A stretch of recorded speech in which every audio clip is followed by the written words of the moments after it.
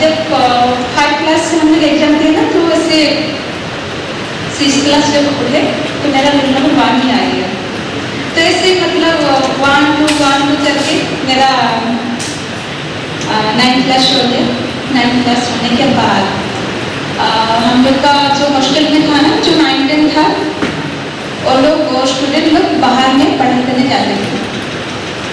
तो बाहर में पढ़ाई करने जाते थे, उस टाइम पर हम लोग हॉस्टल में ऐसे आ गया कि नोटिस आ गया कि नहीं, इन लोग का 9 10 लड़की लोग का ऐसे हम लोग ध्यान नहीं रख पाएंगे, बाहर में स्कूल जाएंगे ना, रास्ते में कुछ हो जाएगा तो इससे हॉस्टल का जिम्मेदारी होगा। तो ऐसे नोटिस आ गया, तो इसलिए हम लोग बाहर आए गए।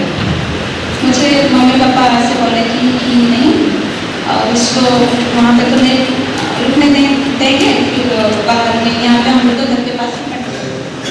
এইটাই মোট কহবা कि तुम्हें पढ़ो डेफिनेटली मोर एत साहस करी एत सब सामने जहाँ कह से सत।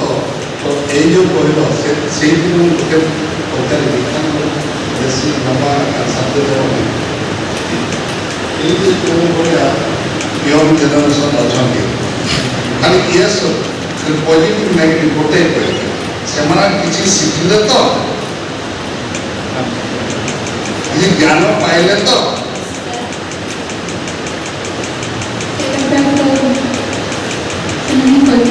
ना ज्ञान डेफिनेटली पाइले जो से जो ता विषय कहला से शिक्षा गोटे मिलला एत साहस कर कहला तो से तो तार कंट्रीब्यूशन करा। But you people should also learn from that experience your experience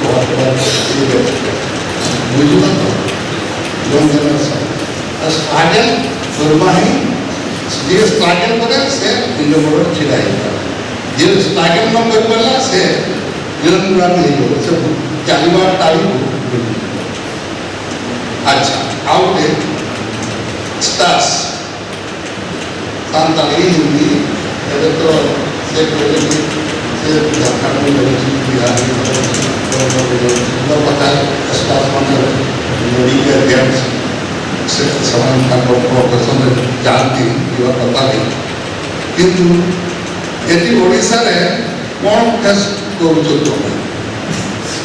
stars से what are the deficiency you are facing in Odisha as a star.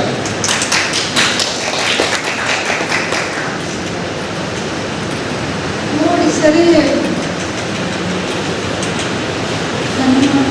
हम आदिवासी बहुत ही मुख्यमंत्री